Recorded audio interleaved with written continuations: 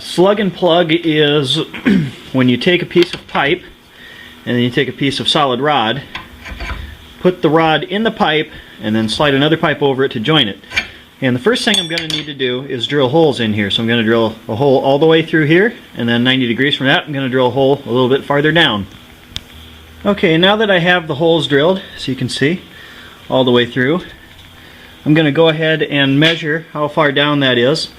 And then I'm going to go a little bit past that last hole, about that far, and then double that distance and cut a piece of solid rod to whatever that measurement is.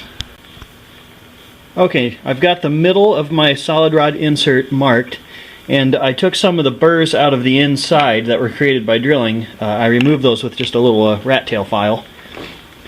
And then I'll insert this up to that middle line. And then I'm going to go around and weld those holes. I'm going to weld the outside pipe to the inside rod through the holes, fill the holes in, and then I'll slide my next pipe over top of this.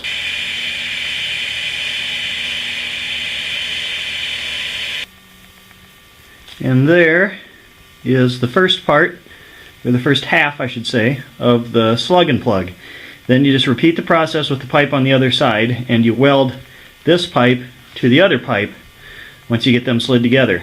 Another thing you're going to want to do is, you see that I ground an angle on the end of both of those pipes.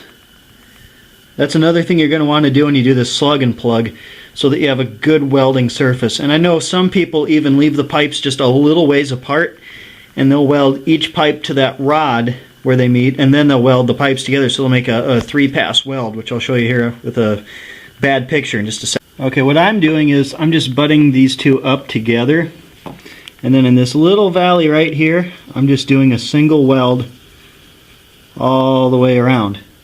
And what I've done in the past, and what people have suggested to me before, is to do a method like this, which mine's not incredibly structural. I mean, it is because it's a subframe brace, but it's not like a frame rail. I fixed a Honda CB360 doing this on a frame rail, and what the method here is you leave a gap, a little bit bigger gap between the two, and you weld the first pipe to the rod, and then you weld the second pipe to the rod, and then you go back over top of it and do a third pass and weld everything, both sides together, into the rod. So you can do it whichever way you want. I'm just doing this because you got to remember, you got it, 1, 2, 3, 4, 5, 6, 7, 8 plug welds on this too. So frame rails, I'd suggest doing that, but like racks and lighter duty stuff, this is fine. But yeah, just thought I'd show that to you real quick. Alright, there is our finished slug and plug weld.